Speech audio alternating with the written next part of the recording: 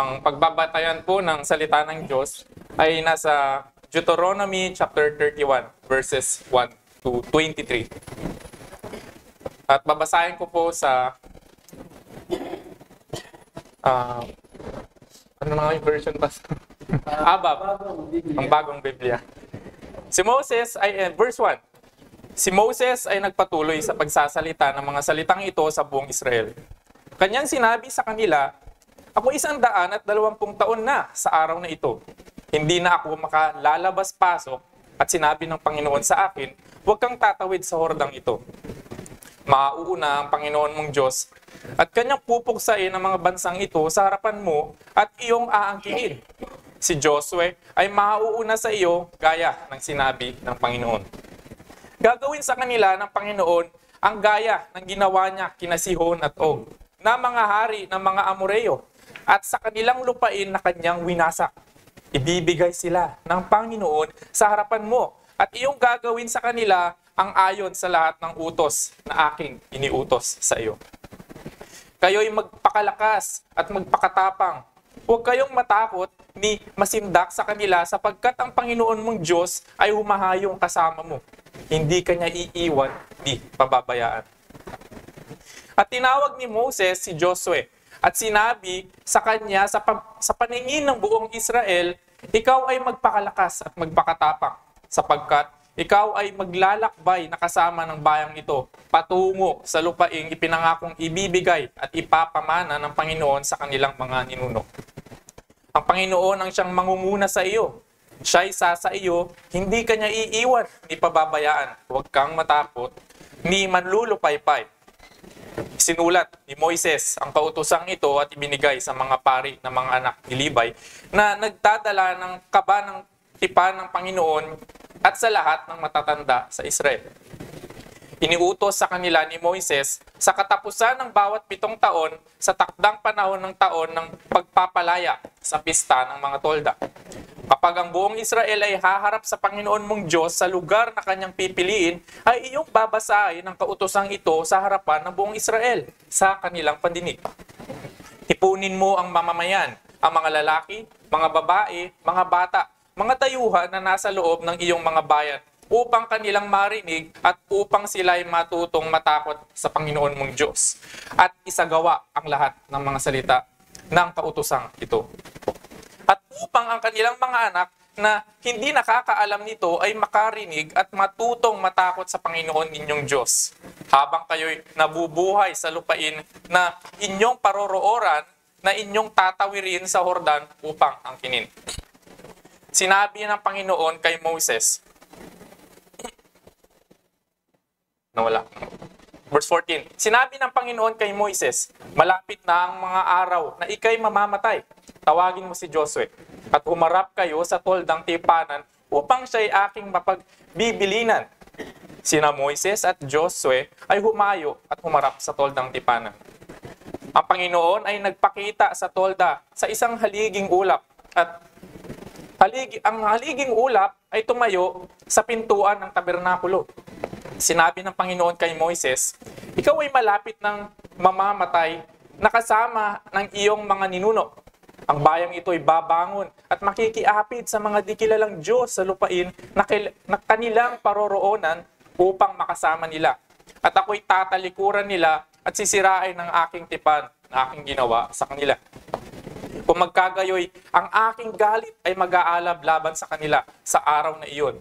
Pababayaan ko sila at ikukubli ko ang aking muka sa kanila at sila'y sasakmalin at maraming kasamaan at kabagabagan ang darating sa kanila. Kanilang sasabihin sa araw na iyon, hindi ba ang mga kasamaang ito ay dumating sa atin dahil ang ating Diyos ay wala sa gitna natin? Tiyak na ikukubli ko ang aking muka sa araw na iyon dahil sa lahat ng kasamaang kanilang ginawa, sapagkat sila'y bumaling sa ibang mga Diyos. Ngayon nga'y isulat ninyo para sa inyo ang awit na ito at ituro sa mga anak ni Israel. Ilagay mo sa kanilang mga bibig upang ang awit na ito ay maging saksi sa akin laban sa mga anak ni Israel. Sapagkat kapag sila'y naipasok ko na sa lupaing dinadaluyan ng gatas at pulot na ipinangako sa kanilang mga ninuno, ay sila'y nakakain nabusog at tumaba, ay babaling at paglilingkuran nila ang ibang mga Diyos at ako'y hahamakin nila at sisirain ang aking tipan. At kapag maraming kasamaan at kaguluhan ay dumating sa kanila, magpapatotoo ang awit na ito sa harapan nila bilang saksi, sapagkat hindi ito malilimutan sa mga bibig ng kanilang binhi. Sapagkat nalalaman ko ang kanilang iniisip na kanilang binabalak gawin bago ko sila dinala sa lupaing ipinangako kong ibibigay. Kaya't isinulat ni Moises ang awit na ito ng araw ding iyon at itinuro sa mga anak ni Israel. Kanyang pinagbilinan si Josue na anak ni Nun at sinabi, ikaw ay magpakalakas at magpakatapang, sapagkat iyong ipapasok ang mga anak ni Israel sa lupaing ipinangakong ibibigay ko sa kanila at ako'y magiging kasama mo.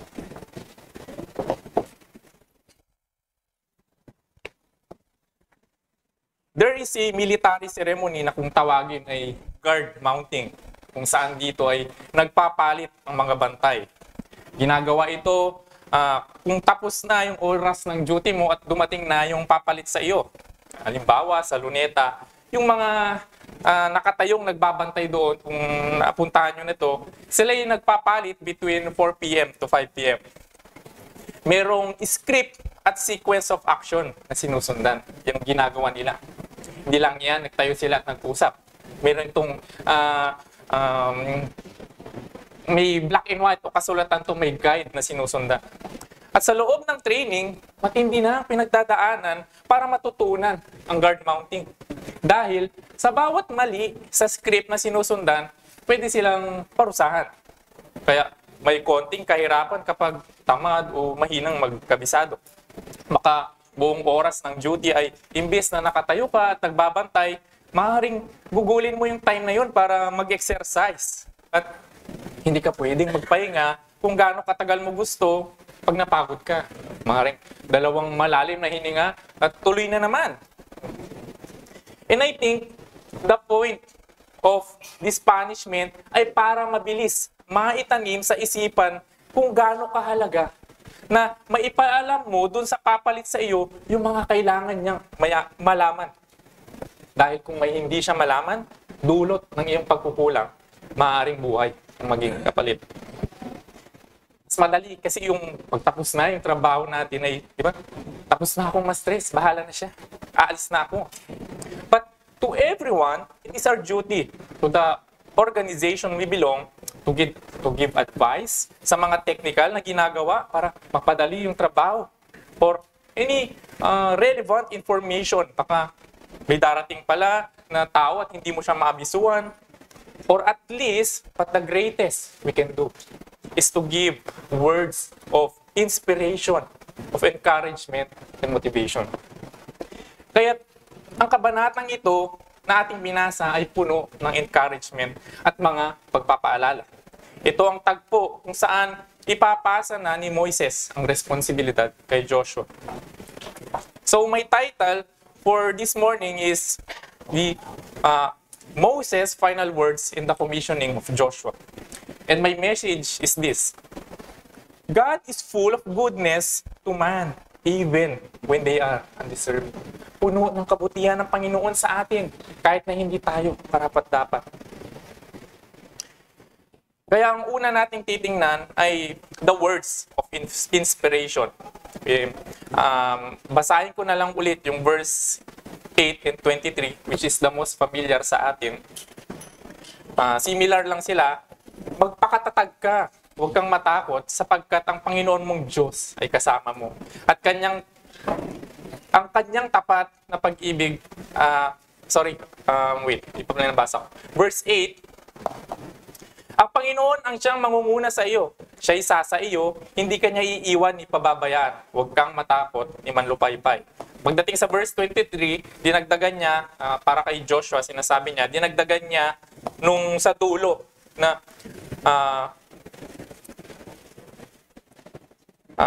huwag kang manlupaypay. Dinagdagan niya nun. So, dito ay pinaparating ni Moses sa mga Israelites na uulitin ng Diyos yung kanyang ginawa dati na tutulungan niya muli sila para manalo sa digmaan. At pamilyar na tayo sa kwento ng The Conquest of the Promised Land. It's a swift victory. Para lang ba nilang nilakaran yung lupain habang nagpapaulan si Yahweh ng bato, nililito niya yung mga kalaban, at para bang nagsitumbaan na lang yung mga kalaban at madali na silang nanalo. But we have to be reminded na talo sila ng isang beses. At kailangan pa nilang dumaan sa series of war para makuha yung lupain. Hindi madali ito, lalo na usapin ng digmaan. They may think sa mga bagay na mas marami ba yung kalaban, mas lamang sa teknolohiya, and so on strategically. Pero hindi ito yung pinakamagiging concern. Hindi ito yung pinakamabigat isipin. Kundi dahil sa digmaan, may namamatay. At pwedeng ikaw ang masawi. O kaya mahal mo sa buhay. Pag ikaw ang nasawi, sino yung magpoprotect o magpapakain sa mga maiiwan mo? Kaya pag ang mga mahal mo sa buhay ang masawi, makakaya mo ba? Kaya marahil yung iba sa kanila ay natatakot, ayaw nang tumuloy sa lugar. Kontento na kung nasaan sila. Pero alam ng Diyos, sa kanyang walang hanggang pag-iisip, malawak na pag-iisip, yung mga pwedeng pagdaanan sa lugar na ito. Maaaring mas totoo na mas marami yung kalaban, mas maraming alam, mas malakas.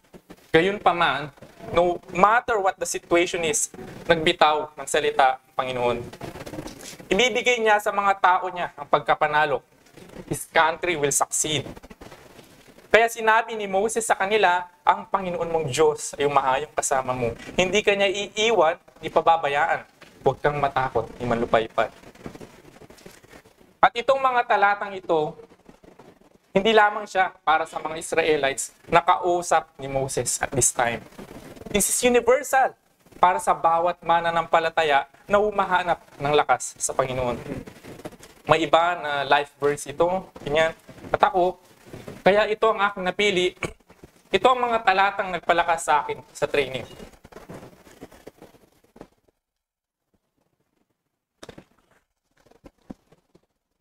Di ko alam bakit. Sinanay kami sa training na maging malakas yung boses. Pero pag dito, di ko alam bakit.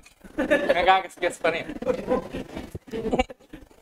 So, the question is, how do we see this promise work in our lives personally, practically?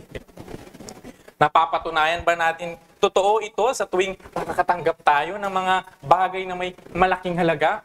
O things of great value? Or increase sa sahod? O kaya pinagaling tayo sa sakit? Something big or sudden para talagang nandoon yung diin ng biyaya. Pero, yung mga bagay na yan ay hindi naman palaging dumarating.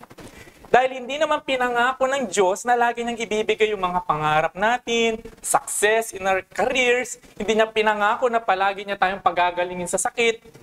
Ang pangako niya, kasama niya tayo at hindi niya tayo pababayaan. May panahon pa nga na ang kalooban ng Diyos ay hindi na tayo bumaling sa ating sakit. Bagkus, magkaroon pa ng komplikasyon. At yun na rin yung karamdaman na maging sanhi pang tayo'y lumisan. O kaya, hindi na nga tayo kumita, nawalan pa tayo. Maliit na nga yung kita mo, marami pang dumadagdag sa gastusin para bang mas pabaon tayo ng pabaon sa kahirapan. So sometimes, we come to the point we question God. Where is your promise? Akala ko ba hindi mo ako mababayaan? Nung binigay ng Diyos, yung kagaanan ng buhay, maaari hindi nga natin siya naiisip. Bihira tayong magpasalamat. Pero sa panahon na tila ba taliwas yung mga nangyayari sa ating mga ini-expect, murmuring tayo, marami tayong sinasabi. Ano si Lord? Akala ko ba hindi ganito? Nasaan na? So what I want us to see ay hindi lamang sa ating mga pagkapanalo at pag-angat sa malalaking bagay nagpapamalas ang Diyos ng kanyang kabutihan. Because God deals with us even on a daily basis. Araw-araw tinutupad ng Diyos ang kanyang mga pangako. Araw-araw niya tayong sinasamahan. Because in the reality of the world, lahat tayo may mga kaabala, katanungan sa buhay. We have plenty of concerns. Anong tapusin yung trabaho mo sa araw? Anong ulam? Sino magsusundo? Kaya sa darating na Christmas, saan ka magki-Christmas? Kamusta na yung magulang mo doon sa probinsya? Ganyan. Marami tayong bagabag sa buhay. Ano man ang estado, meron yan. Social problem, which is common. Trabaho, kasama sa bahay, kapitbahay, yung mga tao na hawak mo. To any organization we belong. At maski tayo, problema din ng iba. Financial problem, di ba? Yung mga malilitang kita, their main concern is paano mabubuhay araw-araw sa kanilang mga pangangailangan. At yung mayaman, meron din siya. Saan niya gugugulin yung kanyang kayamanan? Saan siya mag-i-invest? Anong pagkakagastusan niya? So, magkaibang estado, pareho lang naman may mga iniisip. Though, with respect na meron naman talagang problema na hindi common sa bawat isa. Physical, may kapansanan, diba? Kaya may sakit na talagang hindi na siya makatulog. Emotional problem dahil broken-hearted. Gugulat ka, pagdating niya sa simbahan, hindi na muna makausap. Gustong mapag-isa. Kaya nawalan siya ng mahalagang tao sa buhay niya. And in this reality, sa buhay ng bawat isa, it's true that we survive daily are those of problems and concerns.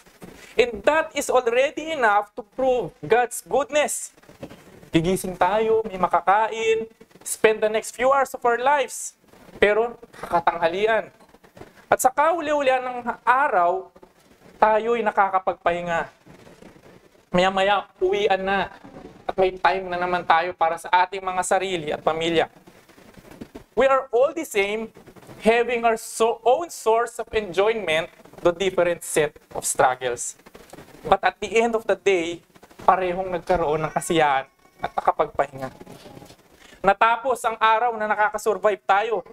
Nagawa nating tumawid sa agos ng problema. May natulugan. Natapos ang araw na sinamahan tayo ng Panginoon. Hindi niya tayo pinabayaan. E kung matatapos na nga lang yung araw at sa pahinga mo na lang, ang naiisip mo ay, mas maganda sana yung buhay ko noon. If I had a different choice, sana mas masaya ako kung ganito. Kaya hawak mo yung cellphone mo. Di ba ganyan tayo? Madalas, we spend time sa ating mga gadget, di ba? Hawak mo na nga lang yung cellphone mo, magpapahinga ka na, ang naiisip mo pa, nakakapag-YouTube naman ako pero hindi premium. Maya-maya may ads. Nag-i-Spotify ka, imo na yung kanta pero may ads. Kaya hindi iPhone 16 yung gamit mo. Kaya yung napapanood mo, ang gaganda ng bahay o sasakyan. Pero ikaw, malayo ka doon sa katotohanan na yun. Matatapos na lang yung araw, ang dami pa nating problema. But Matthew 6, verse 34 said, each day has enough trouble of its own. Sana, ma-realize natin ito, lalo na sa mga oras na tayo tumitigil sa mga gawain, na tayo at ang ating sarili na lang ang nag-uusap kasama ang Panginoon sa mga oras na tayo ay nagmumuni-muni at nagpapahinga. Kaya pag oras na ng pahinga mga kapatid, enjoyin na natin. Hanapin natin ang kanyang salita. We spend time on our personal or to our family. Mapayapa ang paligid. Walang tunog ng baril o kaguluhan. Walang gigising sa'yo para guluhin ka. Natatapos yung araw, whether it's a good day or a bad day. Pag masyado kasi tayo nakafocus sa mga long-term na problema or it's just the big things, it takes months or years for us just to see how God move in our lives. Huwag na nating antayin na dumating ang panahon ng kahirapan at tila ba gusto na lamang nating matapos ang araw, nang matapos na ang problema, nang makapagpahinga. And I'm sharing this kind of perspective dahil ito ang isa sa mga bagay na pinarealize sa akin ng Panginoon. Ako ipinasok niya sa isang lugar na tinanggalan ng kalayaan sa mga bagay na tinatamasa natin ngayon. Wala akong cellphone para kamustahin ang aking pamilya. And wala ring time para gugulin ko ang time ko para maging abala sa kaganapan sa mundo. Sapagkat walang online walang cellphone. May pagkain, di naman malasa pero kakaunti. Lugar na bawal kang magpahinga o humiga man lang at matulog kahit saglit.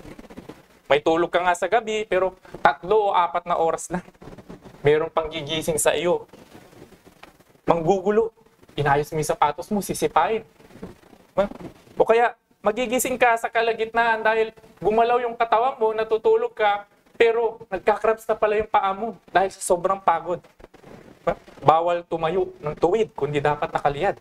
Kaya, bawal kang makitang tumatawa o ngumingiti, nagbubulungan kasama ang mga kaklase mo. Bawal kang kumausap ng mga mas nakakataas sa'yo ng pabulong. Sa mundong puno ng paghihirap at kapaguran. Ang laman na lang ng aking isipan ay matatapos din ang araw. At sa gabi, sa oras na para magpahinga, Lord, natapos na naman ng isang araw at tinulungan mo akong mairaos ito. Sa kabila ng pagod, ako'y makakapagpahinga na. Napakabuti ng Diyos sa atin araw-araw. At it's not just about the physical na mga kapaguran. Marami tayong mga bagabag sa buhay. It is the Lord who goes before you. He will be with you. He will not leave you or forsake. Do not fear or be dismayed. Now, we go to point number 2. Makikita natin na isinulat ni Moses itong libro ng batas at ito'y ilalagay sa tabi ng Ark of the Covenant kung babasahin natin sa verse 9 to 13. At hindi lamang ito itatabi, ito rin ay babasahin kada ikapitong taon upang magpaalala sa mga tao tungkol sa paglalakbay kung paano dinala ni Yahweh ang kanyang mga tao mula sa Ehipto patungo sa lupang pangako. At ipaalam ang kanyang mga panuntunan na dapat sundin. And hanggang ngayon naman mga kapatid, maging sa panahon natin, doon sa mga taong nakabasa na nitong Pentateuch o Torah, the first 5 books of the Old Testament, Genesis, Exodus, Leviticus, Numbers, and Deuteronomy. Hindi ba't maging tayo, mga bata kabisado to, ayaw mo kung bakit kailangan ko pa ng guide. So, hindi ba't maging tayo, lubhang namamangha kapag nababasa natin ito. Nalalaman natin yung history kung papaano dinala ng Diyos ang angkan ni Israel, yung mga kanyang dakilang gawa. And we stand in awe as we see how God moved in this time. At the same time, we are reminded na si Moses naging kasangkapan para ito'y maisulat. So, we see the power of legacy and admonition. Dahil siya ay nagpagamit sa Diyos. Dito, though Moses is not perfect, sinunod ni Moses ang ipinapagawa sa kanya ng Panginoon. Siya ay nagpagamit ayon sa tungkulin na iniatas sa kanya. At siya ay kinailangan ng kunin ng Panginoon, pero yung kanyang iniwan na bagay, ang siya palang magiging basehan ng pananampalataya kay Yahweh ng mga susunod na siglo at henerasyon. Yan yung kanyang legacy. Siya ang may akdang ito. And the reflection is this. Diba? Anong iiwanan mo na maalala ka or maaaring hindi na maalalang ikaw ang pinagmulan ng isang bagay dahil nakalimutan ka na ng tao o nabura ka na sa kasaysayan. The world might not remember you as long as nagpapatuloy itong bagay na iyong sinimulan. Na ito'y lubhang nagpabago sa mga taong sumunod na henerasyon sa iyo. And we know God remembers every deed na meron tayo. Alam natin na napakadaling maalala ng mga bad endorsement ng isang tao, yung negative identity. Nang ako'y pumasok sa training, hindi namin kilala ang isa't isa. Pero sa loob ng isang taon at 16 na araw, kami nagtapos. Nakasama namin ang isa't isa sa isang lugar, parehong mukha, parehong pag-uugali, amoy araw-araw. Madali naming maalala kung ano ang mga kahihiyan at mga kagalingan sa trabaho ng bawat isa. And I want to share a story. Doon kasi sa amin sa training, lahat kami dumadaan sa isang posisyon na kami ang nagiging pinakamataas sa aming magkakaklase sa loob ng 24 oras. Kung tawagin ay SOOD o Student Officer of the Day. Parte ito para sanayin mo yung leadership mo. Ngayon, may isa akong kaklase na naka-duty para maging SOOD. Siya ang pinakamataas sa amin noong araw na iyon. Kaya't inutusan siya ng kinauukulan para magpalinis. Nalinisan niya yung paligid. Pero, bawal siyang umawak ng kahit anong materyales panlinis. Dahil, ang kanyang dapat lang gawin ay maging leader. Utusan niya yung iba para gawin yung trabahong pinapagawa sa kanya. At siya'y pumunta sa amin sa male barracks. Wala yung male sa female. Ganyan, set up. Upang iparating ang kautusan na kailangan malinisan na yung paligid. Kung hindi niya magawa, yung pinapagawa sa kanya ay parurusahan siya. At hindi niya nagawa. Samantalang may kapangyarihan naman siyang paggalawin yung mga tao. Kaya't nung siya'y nagsalita, sumagot din ako pagtapos niya. Sabi ko, oh, tara maglinis raw. Kumilos na kung sino man dyan yung naaalala nila nung nag-utos kayo sa kanya at kumilos siya. Mahiya naman kayo. Sumunod din kayo. At lahat kaming mga kalalakihan, 50 katao, sabay-sabay, patuloy na humiga sa kama. Na parang walang narinig. Pero, meron din namang boses na talagang pinapakinggan na mapapasunod ka dahil itong taong ito, alam mong masunurin, magaling, matino, nakikinig, snappy kung tawagin namin. Hindi naman kasi ganoon kahirap tumatak yung mabubuti at magagandang nagagawa ng isang tao. The good influence, behavior, mga motibo, tumatatak at nakikita din niya. The family where I came from is not that perfect. It's messy to be compared of the majority of what we have in this church. But to be honest, I'm proud na yung mga magulang ko ay pinalaki ako sa isang environment na inilalapit kami sa mga gawain ng iglesia, sa Panginoon. At without blame, bihira kami mag-devotion or prayer together as a family. But at least on what they can do, with their authority, sinikap nilang maka-attend kami sa church regularly, every Sunday. At kung dumating man ang panahon na kunin sila ng Diyos, maalala ko, sila yung taong binigay sa akin, hindi lamang para pamunuan ako, pag-aralin ako, kundi higit sa lahat, sila yung mga taong nagsumikap noon na mailapit ako sa Panginoon. Kaya ganun din ang gagawin ko sa magiging anak ko. Sa atin mga kapatid, ano yung tingin ninyong maaalala ng mga tao kapag tayo'y nawala na?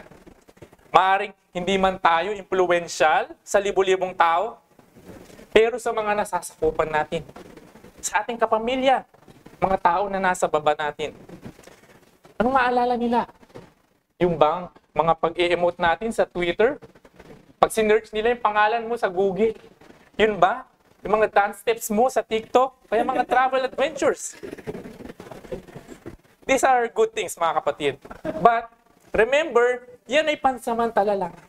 May mga bagay na mas mahalaga na pangwalang hanggan. Kaya napakahalagang maipasa ng pananampalataya. Hindi mo kailangang sumulat ng libro, mag-preach sa pulpito to make a legacy sa mga tao, sa paligid. Maliit na bagay, pwede nang gamitin ng Panginoon. Pananalangin, sabay-sabay, pagdalo sa iglesia. And though there will be things na maaaring i-take lang mechanically dahil paulit-ulit, pero who knows, maaaring gamitin niya ng Diyos. Maaaring wala na tayo at some point in their life, pero makakilala rin sila sa Panginoon. Through the small things, sa mga impluwensya na ipinakita natin sa kanila. And the last heading is the enduring nature of God's devotion. Verse 16 to 20. Kung babasahin natin mga kapatid, dito pa lang sa puntong ito ay alam na ng Panginoon ang gagawing kataksilan ng Israel. Na sa kabila ng kabutihang kanyang ipinakita, pagpapatawad na ibinigay at mga dakilang bagay na ipinamalas ay magagawa ng kanyang bayan na tumalikod sa kanya. Pero kahit na magiging suwail ang kanyang mga tao, tinuloy niya pa rin ang kanyang planong pagbibigay ng mabubuting bagay, mga pagpapala, pagpapaalala, mga pangako, mga pagbabanta para suyuin ang katapatan ng mga taong kanyang hinirang.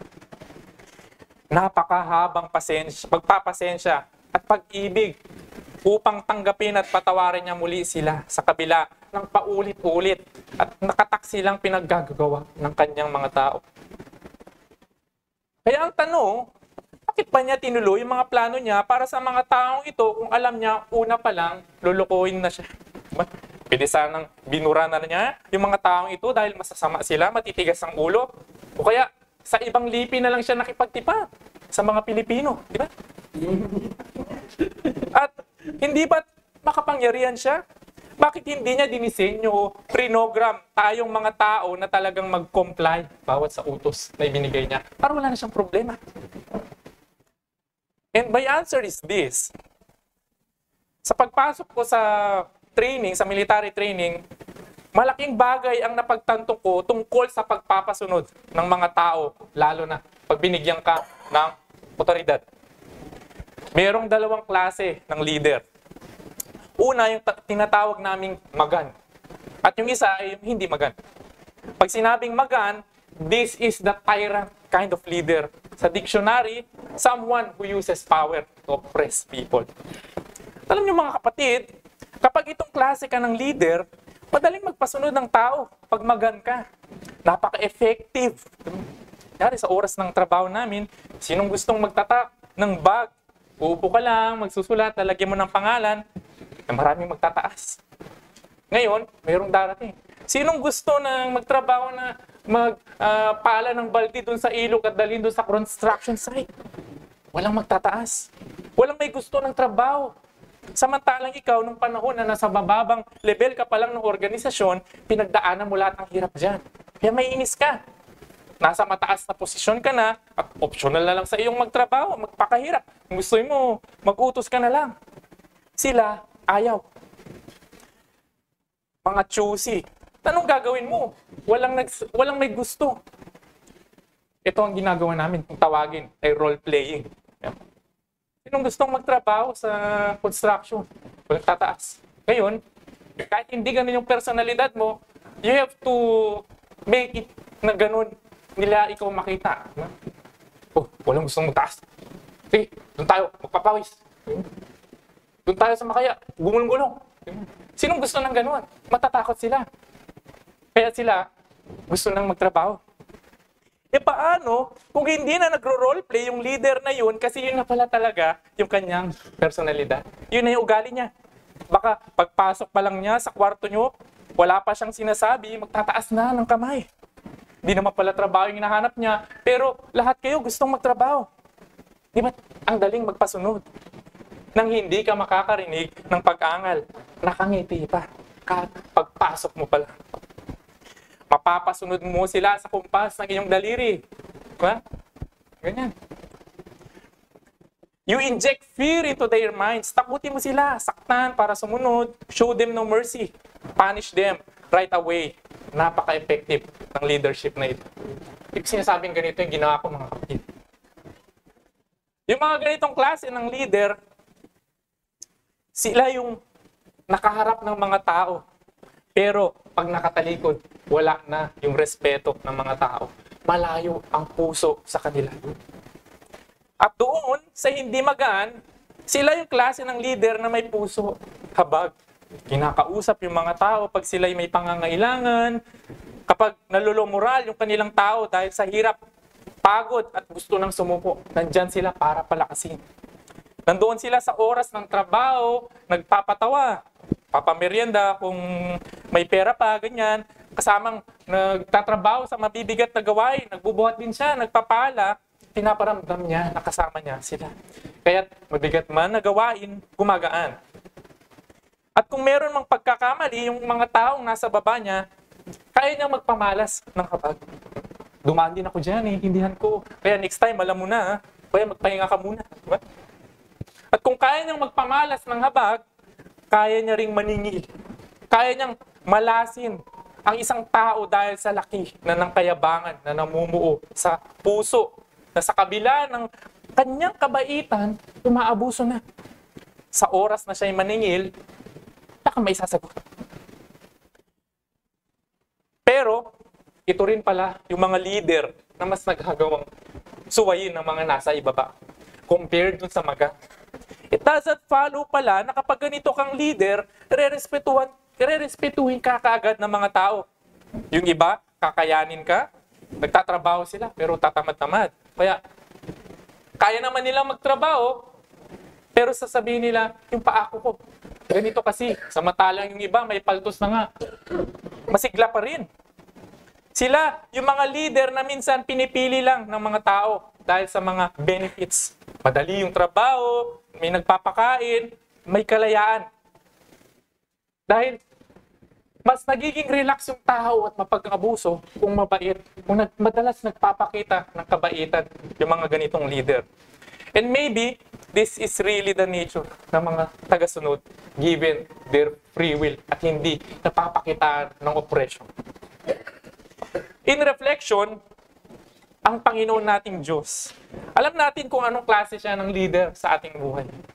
Kung gugustuhin niyang maging magan, pwede niyang gawin. Pero hindi niya ginawa dahil yung puso ng tao ay mapasunod man niya, magiging malayo naman sa kanya. Ang kanyang hinihingi ay pag-ibig dahil ang pag-ibig ay hindi na puwersa, hindi na pipilit, hindi na bibili, kundi kusang ibinibigay. At sa atin mga kapatid, alam natin na tayo'y mga parelax-relax. Umaabuso dahil ang Diyos ay mabait sa atin. At alam ng Diyos kung gaano katigas ang puso natin, kung gaano tayo kayabang. We know our nature na mapagsamantala sa kalayaang binibigay sa atin. Pero kung gugustuhin natin, kaya naman talaga nating sumunod. Lalo na kapag alam mo kung gaano nagiging mabuti ang Diyos sa iyo. Patuloy pa rin siya sa kanyang katapatan at kabutihan sa atin. Gaano man kagulo ang mundong ating pinagdadaanan, natatapos ang araw at tayo'y may kasiyahan at nakakapagpahinga, nagkakaroon ng time para sa ating mga enjoyment sa buhay. At pag tayo'y nakagawa ng kasalanan at mali, hindi naman agad siya naniningil. Ang daming mabubuting bagay pa rin na dumarating sa atin. Kaya sa bawat isa sa atin, isa lamang ang hinihingi niya.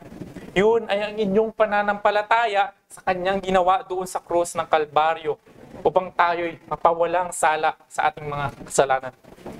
Patuloy na ipinapakita ng Diyos ang kanyang pagpapasensya, habag at pag-ibig sa atin. Kaya habang nandyan pa ang kanyang kabutihan, naway mahikayat tayong sumunod sa Diyos. Lumapit tayo kay Kristo sa mga hindi pa mananampalataya. Lumapit tayo kay Kristo sa daan ng pananampalataya, pagsisisi sa kasalanan. Darating ang araw na maniningil ang Diyos at pag dumating iyong araw ng kamalasan, wala nang makakapigil sa kanyang galit. At sa mga mananampalataya, ang hamon sa atin ay kilalanin natin ang Diyos sa mga simpleng bagay at kabutihan na kanyang ibinibigay sa atin araw-araw. At sa ating pakikitungo sa Diyos, sa mga taong may kapangyarihan, tayo naway na ituturo natin ang mga daan ng Diyos tungo sa pananampalataya. Manalangin po tayo mga kapatid. Ilang Diyos, maraming salamat po sa maikling oras na ibinigay niyo sa amin upang pagbulay ng inyong salita, Panginoon. Dalangin namin, Panginoon, na maaring makalimutan namin ang maraming salita, Panginoon, pero ang leksyon, Panginoon, ay tumatak sa aming mga puso. Gayon kami ay naghihiwalay maya-maya. Dalangin namin, Panginoon, magsuri kami ng aming mga sarili. Ang mga salita niyo, Panginoon, ay siya pa rin maisip namin, Panginoon. At gayon din ay pinapupurihan ka namin at pinasasalamatan sa tanging pangalan ni Jesus kami dumadalangin. Amen.